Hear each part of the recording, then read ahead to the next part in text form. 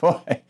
Given her expertise and track record, who wouldn't immediately turn to former senator, former secretary of We came, we saw, he died. State, and famous bleach bit wunderkind Hillary Clinton for advice on making the internet freer and more secure? Get ready, everybody. The statist stormtroopers of internet controls are on the move. Hi, everyone. I'm Gardner Goldsmith for MRC-TV. Here's the story without a hint of irony. Old Hillary from the Hill determined on April 21st that she should use one of the most restrictive, anti-liberty, anti-conservative social media sites, Twitter, to express support for an EU proposal that will take the Twitter attitude and mandate it legally, and do a lot more all across the European Union member states. Crooned Clinton, quote, "For too long, tech platforms have amplified disinformation and extremism with no accountability. The EU is poised to do something about it. I urge our transatlantic allies to push the Digital Services Act across the finish line and bolster global democracy before it's too late." End quote. Yikes. And she got her wish. On the 23rd, the EU Council announced, quote, "An important step has been taken today with the provisional political agreement reached on the Digital Services Act, DSA, between the Council and the European Parliament. In terms of ambition, the nature of the actors regulated, and the innovative aspect of the supervision involved, the DSA is a world first in the field of digital regulation." End quote. Ah, that's delicious, isn't it? Well, if you believe in freedom of speech and haven't heard about the EU's DSA, don't get the wrong idea here. Certainly don't question why a lifetime political authoritarian like Clinton would claim that having the European state define disinformation and extremism online is good for the internet or the globe. Or, to use her verbiage, why it's democratizing. And remember, Hillary's love for the DSA is in no way like the tyrannical claim that democracy is self-government, when it actually is plunder and control by majority vote. Much like French socialist Jean-Jacques Rousseau, whose 18th century idea that private property, a free press, and small government were offensive, and that the governing assembly could determine all truth and act with universal infallibility, Hillary would like Europeans to, well, just follow the collectivist Brussels lead and shut the heck up. Under its scope section, the EU Council says this, quote, "The obligations introduced are proportionate to the nature of the services concerned and tailored to the number of users," meaning that very large online platforms, VLOPs, and very large online search engines, VLOSEs, will be subject to more stringent requirements. Services with more than 45 million monthly active users in the European Union will fall into the category of very large online platforms and very large search engines. End quote. Remember, everybody, accept their terminology and their magic phrasing. They define the proportions and determine how proportional those proportions are. Don't ever think that the very act of determining what is proportional is arbitrary and completely left up to the authorities. Frogs should let their handlers handle the heat of the pot in which the handlers have placed them.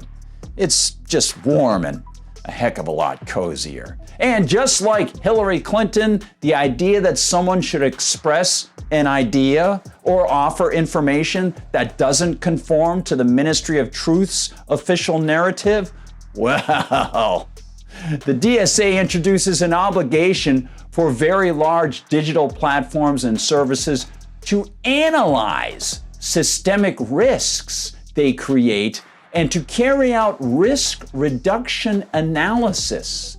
This analysis must be carried out every year and will enable continuous monitoring aimed at reducing risks associated with, here we go, dissemination of illegal content, adverse effects on fundamental rights, manipulation of services having an impact on democratic processes and public security, adverse effects on gender-based violence and on minors, and serious consequences for the physical and mental health of users, end quote. And of course, illegal content that is, as they say, adverse to fundamental rights. And wouldn't free speech actually be a fundamental right, and speech policing be adverse to fundamental rights? And all the rest of all their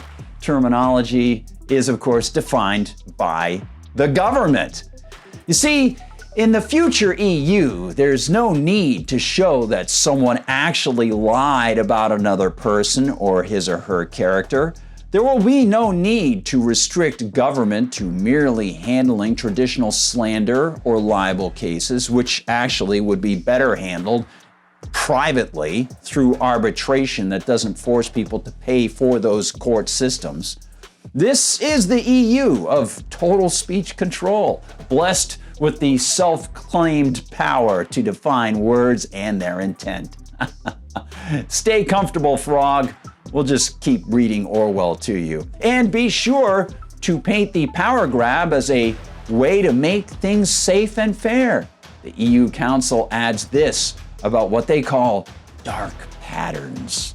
Quote, for online platforms and interfaces covered by the DSA, the co-legislators have agreed to prohibit misleading interfaces known as dark patterns and practices aimed at misleading users, end quote. Well, we're really sorry, Galileo. Dissent just can't be tolerated here. If your ideas are not part of our determined EU consensus, why, they're heretical.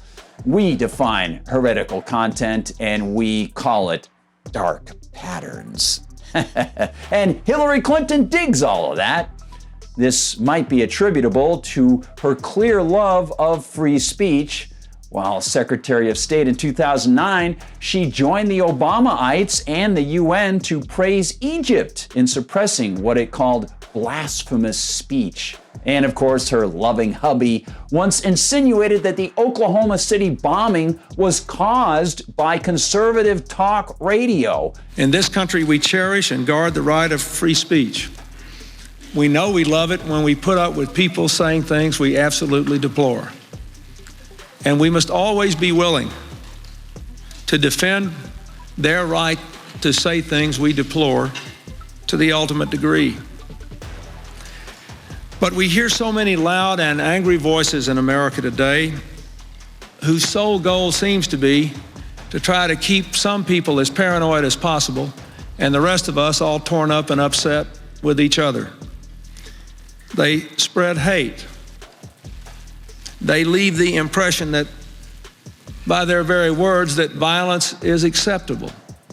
You ought to see, I'm sure you are now seeing the reports of some things that are regularly said over the airwaves in America today. As he engaged in an aborted attempt to reinstate the speech-crushing FCC so-called fairness doctrine, which has nothing to do with fairness at all. Or it might be attributable to Hillary's anticipation of the due in the fall EU digital identity that, if passed, will force onto all web users an access ident code that won't be used in any way to police their speech. It won't be used to shut them down.